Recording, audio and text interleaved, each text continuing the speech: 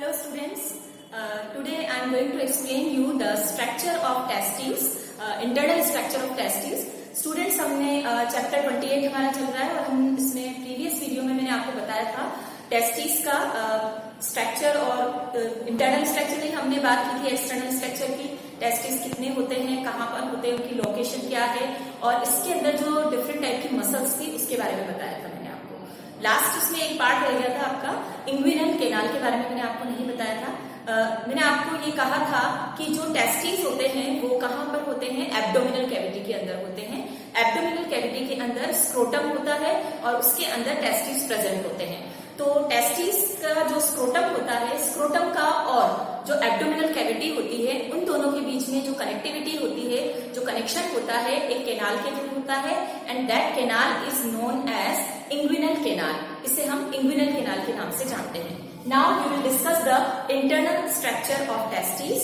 Testis जो होते हैं बेटा, साइज जब इनकी बात करेंगे हम तो इनका साइज की बात करेंगे 2.5 सेंटीमीटर जो इनकी थिकनेस होती है एंड 5 सेंटीमीटर 2.5 सेंटीमीटर इनका लेंथ होता है एंड 5 सेंटीमीटर तक ये थिक होते हैं, ठीक है। और इनका जो वेट होता है वो 10 से 15 ग्राम तक होता है। तो ये इनका एक जनरल साइज एंड वेट के बारे में आपको मैंने बताया कि कितना वेट इनका होता है अप्रोक्सीमेटली और इनकी साइज यानी लेंथ इनकी कितनी होती है, थिकनेस इनकी कितनी होती है। जो टेस्टिस होते हैं, अब हम इसकी स्ट्रक्चर पे फोकस करते हैं। मैंने यहाँ पे एक डायग्राम बनाया है। तो टेस्टिस जो होते हैं वो कहाँ पर होते हैं, स्क्रोटम के अंदर होते हैं। तो स्क्रोटम हमने यहाँ पे शो नहीं किया है, हमने सिर्फ यहाँ पर शो किया है टेस्टिस को।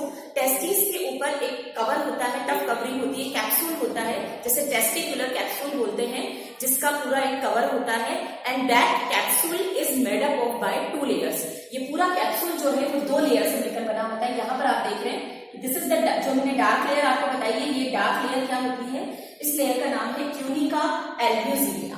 Tunica albuzina is the inner layer of the testicular capsule and the outer layer, this is the outer layer and this outer layer is known as, इसे हम कहते हैं tunica vaginalis। तो 2 लेयर आपको यहाँ पे दिख रही है, tunica vaginalis जो कि outer layer है एंड inner layer है, जिसे हम कहते हैं tunica albuzina एंड ये दोनों लेयर मिलकर कैप्सूल का फॉर्मेशन करती है। इसके बाद हम देखते हैं कि जो अंदर वाली लेयर है, इनर लेयर, वो कई जगह अंदर की तरफ जो टेस्टिस का अंदर वाला पार्ट है वहां पर थोड़ी सी अंदर की तरफ चली जाती है एंड इस जगह पर जाकर ये पूरे टेस्टिस को बहुत सारे लोब्यूल्स में, एरियाज में डिवाइड कर देती है। यहाँ पर जैसे मैंने आपको कितने एरियाज बता रखे हैं, 1 2 3 4 5, आपको यहाँ पे 5 एरियाज दिख रहे हैं and these areas are known as lobules. ऐसे 200 से लेकर 300 तक लोब्यूल्स हर टेस्टिस के अंदर मिलते हैं। और ये लोब्यूल्स कैसे बने, जो कि इनर लेयर जो होती है ये अंदर की तरफ धंस जाती है और अंदर की तरफ जाकर ये इसको डिवाइड कर देती है इन एरियाज के अंदर। तो यहाँ पर हमें 5 एरियाज मैंने आपको बता रखे हैं, ऐसे 200 से 300 एरियाज यहाँ पर होंगे and that area are known as lobules.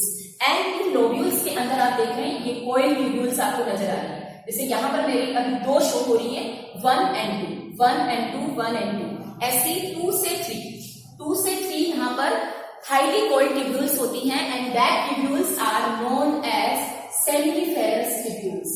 इन्हें हम सेमिनिफेरस ट्यूब्यूल्स कहते हैं and these seminiferous tubules are the factory of sperm. यहाँ पर स्पर्म का फॉर्मेशन होता है, स्पर्मेटोजेनेसिस प्रोसेस होता है जिससे स्पर्म बनते हैं। तो इन्हें हम फैक्ट्री ऑफ स्पर्म कहते हैं एंड इन कॉइल्ड ट्यूब्स के अंदर ही स्पर्म का फॉर्मेशन होता है।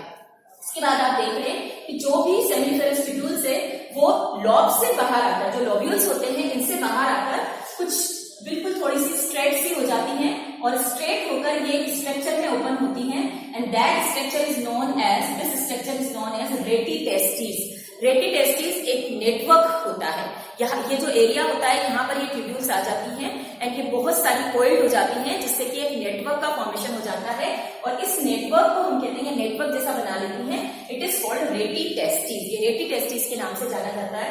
यहाँ से रेटी टेस्टिस से 10 से 15, रेटी टेस्टिस से 10 से 15 ट्यूब्यूल्स कॉन्वोल्यूटेड, यानी ये भी थोड़ी सी कॉइल्ड होती हैं, कॉन्वोल्यूटेड ट्यूब्यूल्स होती हैं जो कि 10 से 15 होती है। यहाँ पर जो आपको ये शो हो रही है ये निकलती है और ये जाकर एक सिंगल हाईली कॉइल्ड ट्यूब्यूल के अंदर मिल जाती है। तो ये जो पार्ट आपको दिख रहा है जो 10 से 15 वाला पार्ट दिख रहा है ट्यूब्यूल्स का, it is called Vasa efferentia, इसे हम बोलते हैं वासा एफरेंशिया। एंड ये सभी वासा एफरेंशिया एक हाईली कोइल्ड ट्यूब्यूल जो आपको दिख रही है यहाँ पर, ये बाहर की तरफ दैट स्ट्रक्चर, ये हाईली कोइल्ड ट्यूब्यूल होती है जिसका अपर पार्ट जो होता है थोड़ा ब्रॉड होता है।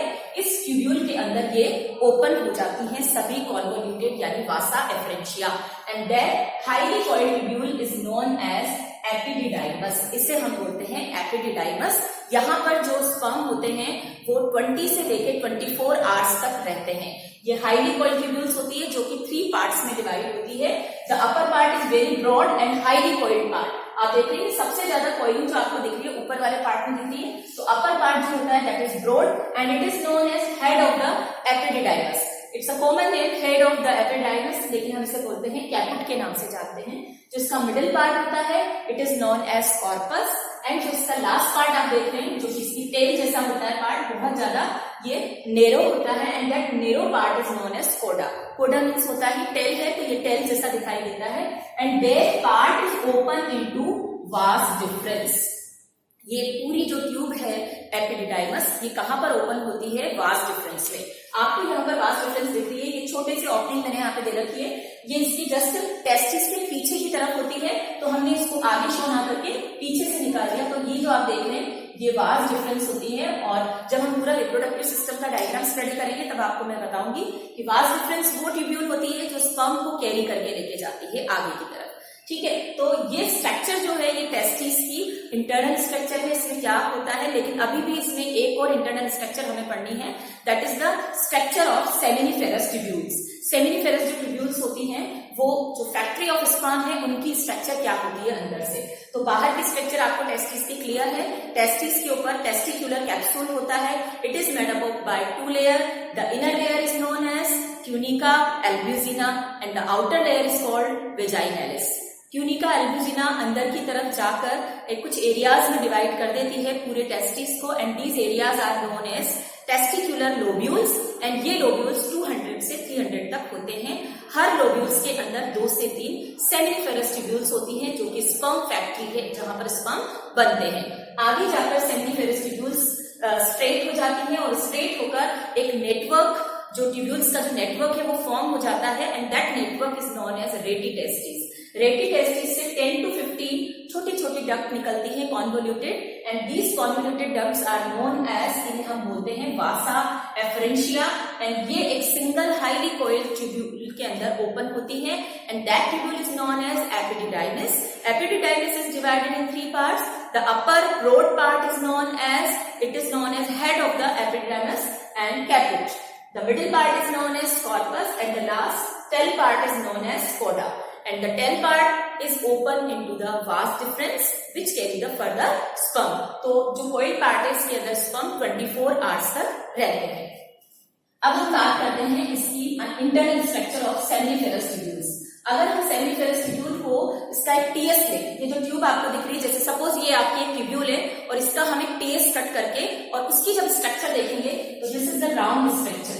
यहाँ पर मैं आपको जो स्ट्रक्चर बता रही हूँ ये किसकी है, ये सेमिनिफेरस ट्यूब्यूल्स हैं जो आपको यहाँ पे दिख रही है। तो यहाँ पे 3 ट्यूब्यूल की मैंने स्ट्रक्चर ली है।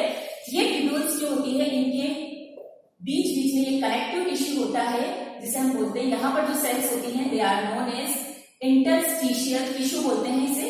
इंटरस्टिशियल टिश्यू इज प्रेजेंट, और इस इंटरस्टिशियल जो टिश्यू होता है इसके अंदर कुछ और भी सेल्स होती हैं। इस जो एक तरह का कनेक्टिव टिश्यू है जो कि इंटरस्टिशियल टिश्यू के नाम से जाना जाता है, इसके अंदर कुछ स्पेशल टाइप की और भी सेल्स होती हैं, जैसे कि नर्व सेल्स भी यहाँ पे प्रेजेंट होती हैं।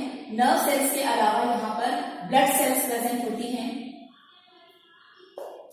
अब हम बात करते हैं सेमिनिफेरस ट्यूब्यूल की स्ट्रक्चर। सेमिनिफेरस ट्यूब्यूल्स की 2 लेयर होती हैं। आउटर लेयर को हम बोलते हैं propria, and the inner layer is known as, जो इनर लेयर आपको दिख रही है यहाँ पर स्पेशल टाइप की सेल्स होती हैं, और इन सेल्स के बीच बीच में ट्राइंगल शेप में भी सेल्स दिख रही है आपको। देखिए ये ट्राइंगल शेप में सेल्स होती हैं जो कि कॉलोमर सेल्स होती हैं बीच बीच में ट्राइंगल की शेप में, और बाकी छोटी छोटी सेल्स होती हैं सीरिएटेड सेल्स होती हैं ये। तो इनको हम बोलते हैं, ये जो अंदर वाली लेयर है it is called germinal epithelium, it is called germinal epithelium. और जो बीच बीच में आपको सेल्स दिख रही हैं, these cells are known as Leydig cells. These cells are known as Leydig cells. याद रखें, जो सेमिनिफेरस ट्यूब्यूल की स्ट्रक्चर हमने देखी है, इट्स अ राउंड स्ट्रक्चर। इस स्ट्रक्चर का अगर हम बात करेंगे तो यहाँ पर 2 टाइप की लेयर प्रेजेंट होती हैं, एंड ये 2 टाइप की लेयर क्या होती हैं? बाहर वाली लेयर को हम क्या बोलते हैं? प्रोप्रिया के नाम से ये जानी जाती है, एंड जो अंदर वाली लेयर होती है it is called germinal epithelium. यहाँ पर जर्म सेल्स प्रेजेंट होती हैं, और ये जर्म सेल्स ही हैं आगे जाके स्पर्म का फॉर्मेशन करती हैं। और जो बीच बीच में आपको ट्रायंगुलर शेप में जो सेल्स नजर आ रही हैं, these cells are known as Leydig cells. Leydig cells जो होती हैं ये एक स्पेशल टाइप का हार्मोन सीक्रेट करती हैं जिसे हम टेस्टोस्टेरोन बोलते हैं। ये हार्मोन जो होता है गोनेड्स के डेवलपमेंट में और मेल्स के सेकेंडरी सेक्सुअल कैरेक्टरिस्टिक्स के लिए रिस्पॉन्सिबल होता है। तो ये सीक्रेट होता है किससे? लेडिंग सेल से। बाहर की तरफ कुछ स्पेशल टाइप की इंटरस्टिशियल जो टिश्यू होता है वहां पर कुछ और स्पेशल टाइप की सेल्स प्रेजेंट होती हैं, and these cells are known as Sertoli cells. इन्हें हम सर्टोली सेल्स या नर्स सेल्स के नाम से जानते हैं। इन सेल्स का काम क्या होता है? जो डेवलपिंग स्पर्म होते हैं ये इनको एक तो न्यूट्रिशन प्रोवाइड करती हैं, फूड प्रोवाइड करती हैं ताकि उनको एनर्जी रहे, तो ये न्यूट्रिशन प्रोवाइड देने का काम करती हैं, और दूसरा उनको अटैच करती हैं। इनकी जो ऊपर का सिरा होता है इन सेल्स का, यहाँ पे तो आपको नजर नहीं आएगा, ये थोड़ा सा कटा फटा सा होता है ताकि इसमें आकर जो प्री स्पर्म सेल्स होती हैं, स्पर्मेटागोनियल सेल्स होती हैं, वो अटैच हो जाए। वो हम बाद में डिस्कस करेंगे इन दोनों सेल्स के बारे में कि किस तरीके से अब स्पर्मेटोजेनेसिस का प्रोसेस होगा। तो सिर्फ आपको ध्यान रखना है किसके अंदर? सेमिनिफेरस ट्यूब्यूल्स के स्ट्रक्चर के अंदर 2 लेयर्स के बारे में याद रखना है। एक तो सबसे बाहर वाली जो प्रोप्रिया लेयर होती है, एंड अंदर वाली जो लेयर है it is called germinal epithelium. Germinal epithelium is very important cell, क्योंकि यहां से ही जर्म सेल्स बनती हैं जो कि आगे जाके स्पर्म का फॉर्मेशन करेगी।